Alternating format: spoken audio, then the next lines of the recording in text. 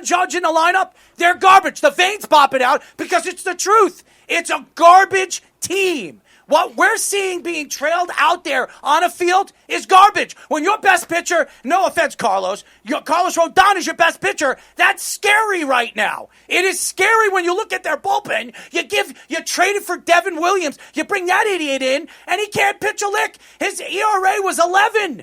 What, 25, 30 games into the season that they had to move him out as a closer when he was one of the best closers in baseball? Why is it when you come to the Yankees, you can't really cut it in New York? And that is why I go out there and I'll tell the truth. If I were the Yankees, I'm sellers. I'm sellers right now. I trade away pieces and build for next year. You have Cole coming back next year. You'll have Max Fried. You'll have Rodon. You'll have Luis Gil. You'll have all these guys. They'll be back next year. And I think he's not going to do that, though. They'll never do that. They'd fire Cashman if he they'll was still have a winning record. They'll still have a winning record. I know what the Yankees need.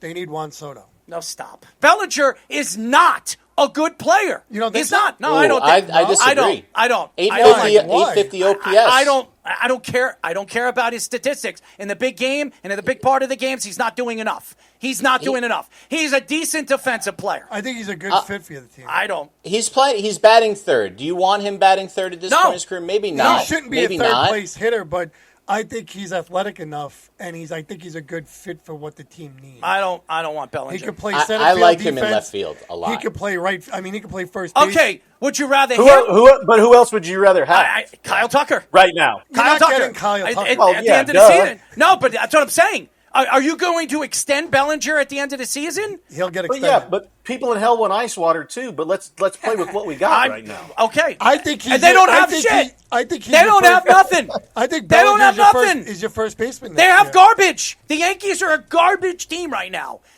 Let's be honest. Jazz Chisholm coming out and shooting his load all the time when it comes out of his mouth. I don't want to hear him because the team sucks. They're absolute garbage. And Aaron Boone's going to take the brunt of it. It always happens to the manager. Everybody wants to get rid of Aaron Boone, but Aaron Boone isn't the reason why they're not hitting or they're not pitching. The hottest pitcher for the Yankees right now is Carlos Rodon. And now we're talking about blisters right now with Max Fried. Could you imagine if Garrett Cole was healthy right now, you had a healthy Max Fried and Rodon pitching the way he's pitching right now, and then you have Gil coming back? So if you have that, you got a 1, 2, 3, 4 punch the Yankees would have in the second half of the season.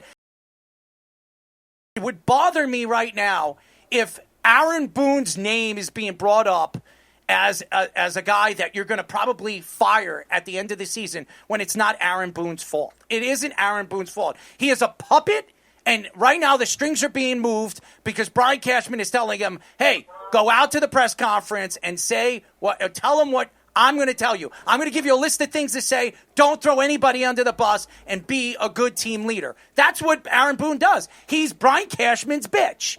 That's the facts. That's the facts, guys. And you guys got to stop blaming the manager. Well, we need a new face. We need a new voice. Really? Who are they going to bring in?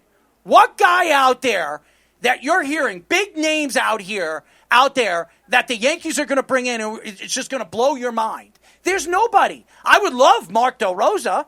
I would love him, but that's not going to happen. The Yankees are going to bring in a Yankee. That's what they're going to do. Carlos Beltran's name has been brought up a couple of times again. What, are you going to go with Carlos Beltran? That's the problem with the Yankees. You're hearing these names and they don't satisfy you. It doesn't satisfy me. You signed Aaron Boone in the offseason to a 3-year extension, and you're going to blame Aaron Boone for this absolute drop because you're not getting timely hitting. That's because of the what do they call it? The analytics crew over there? The executives over there? Whatever. As Fish calls it, the MIT guys. The MIT guys? I mean, you're going to point your fingers at... That's the guys to blame. You're going to blame the analytic guys because you're the one who brought in Bellinger. You're the one who thought Goldschmidt would last for the season. I thought Goldschmidt... I still think Goldschmidt is a good addition. He's a good leader in the clubhouse, but he's not doing what he did in the beginning of the season. But it would worry me right now when you're sitting here and the only thing everybody and all these fans are doing on social media is it's Aaron Boone's fault. No, it's guys like Jazz Chisholm who goes out there and opens his fat mouth and says the things that he says. We're a good team. We're a good power team. We're one of the best teams in the league. We are the best team in the league. That's not just Jazz. That's Aaron Boone.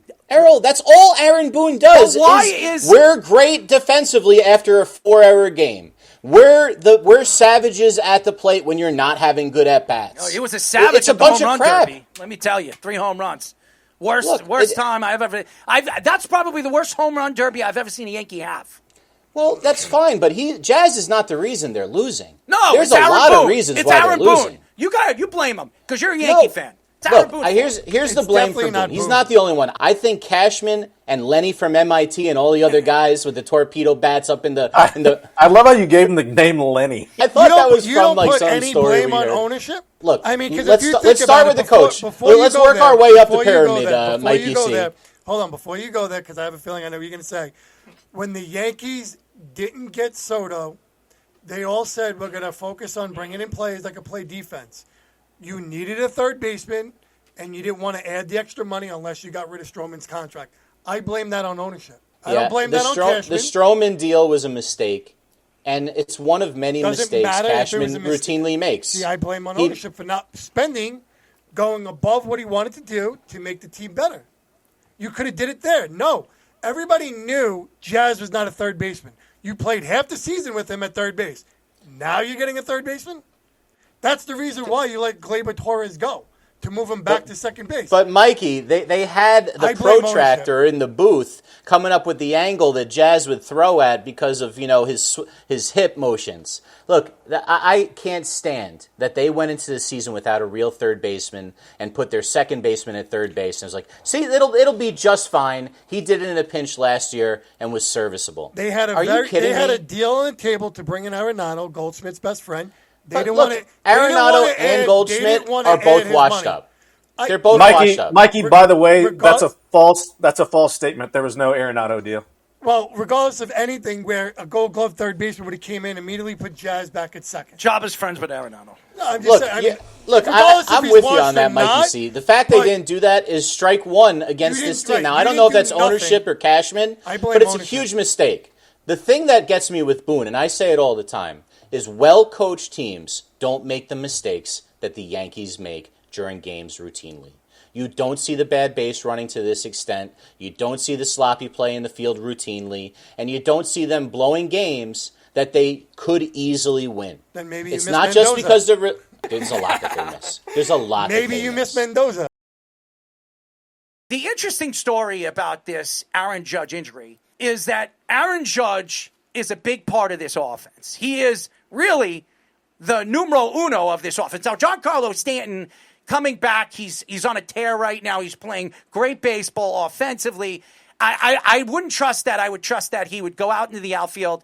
You put him in harm's way. This guy it worries you because he could step on his own toe and he could be out for a significant amount of time. We've seen Giancarlo Stanton over the years can't stay healthy out in the outfield playing defense. And it worries me that when you put him out in right field or even left field, you're putting him in harm's way. But again, the Yankees are going to have to do that if Aaron Judge comes back. Aaron Boone saying that he hopes in 10 games after coming back from his IL stint that he'll only be a DH for 10 games. I don't think that's likely. When you hear something like this, you want to be careful. You don't want him throwing the ball out in the outfield. You don't want him tearing his UCL and be out a significant amount of time. Now, this is not a pitcher. So if he does tear his UCL or he does go in the offseason and goes in for surgery, he will be back next year. As we all know, Shohei Ohtani was. So Shohei Ohtani was a DH for a full season after having his UCL tear. Now, this is a little bit different.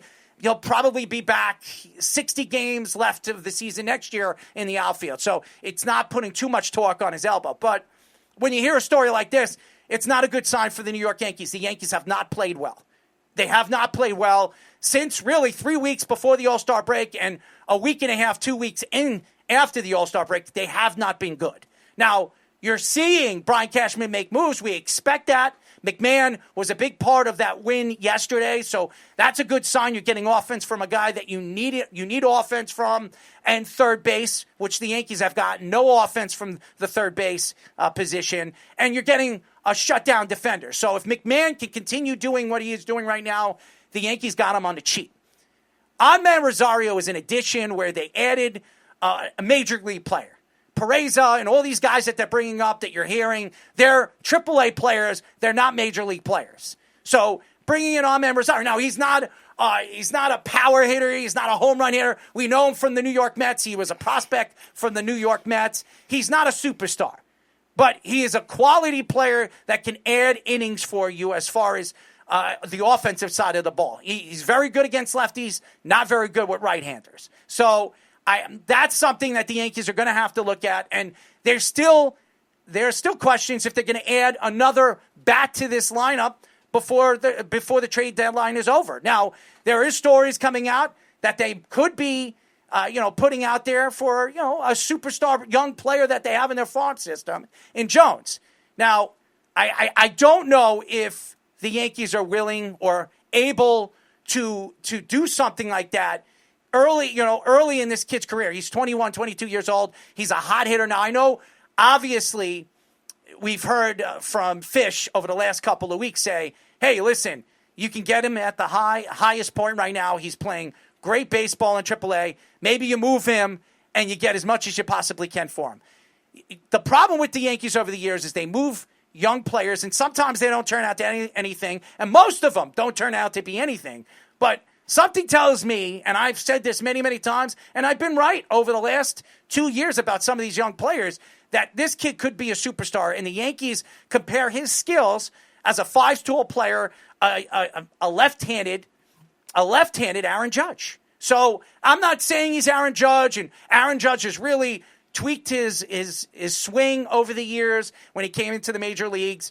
And again, Aaron Judge didn't come up till he was 24. This kid is 22 years old. That means we're going to wait until he's 24 years old that we're going to see him in the majors. The Yankees cannot do and waiting for this kid to come up, so maybe they decide to move him. But again, you go back to the Yankee situation, and Jabba and obviously Speedy, you're baseball guys. It worries me when you have Aaron Boone coming out and saying, since the All-Star break, that this team is a good defensive team when they're one of the worst defensive teams in baseball. They've been one of the worst defensive teams in baseball for the past month. And then he comes out saying that he's not worried. This team is not getting offense from really any of their positions besides Giancarlo Stanton. Volpe is an absolute debacle. They're not getting any offense at the catching position. When I thought Austin Wells was going to have a great season, he's up and down. You're not getting enough power from that position like we expected. And then the outfield, besides Dominguez, is a guy that I expected. Everybody called him the alien. What do they call him? The Martian. Whatever they call him. Well, he's a guy. He's a switch-hitting player who's, he's up, he's down, he's up, he's down. Is he a moving piece? Is he a trade chip for a guy like Brian Cashman to add a pitcher to this lineup and maybe use him in a double trade or using a three-way deal where you can add a pitcher and a hitter, another man that you could put out in the outfield, or maybe another guy that you could put at first or even short. The Yankees right now are in a real interesting situation. Corey Seager is a guy that a lot of people are talking about. Now, I know that Fish said Corey Seager would be a great get for the New York Yankees. Now, if you go after Corey Seager, if he is available, you're going to have to give up a significant amount of prospects for him. He's an injury-prone player. Yes, he hits. He's a guy that can hit over 300. Yes, he hits very well against righties and lefties, and he would add power to a stadium where he would be able to pull the ball in Yankee Stadium and put a lot of big numbers out there in Yankee Stadium. I just worry about his injury situation. I also worry about the Yankees reaching and trading away a young prospect like this. He goes to Texas, he goes to Baltimore, wherever they decide to trade him, and he becomes a superstar. That's what worries me about the Yankees.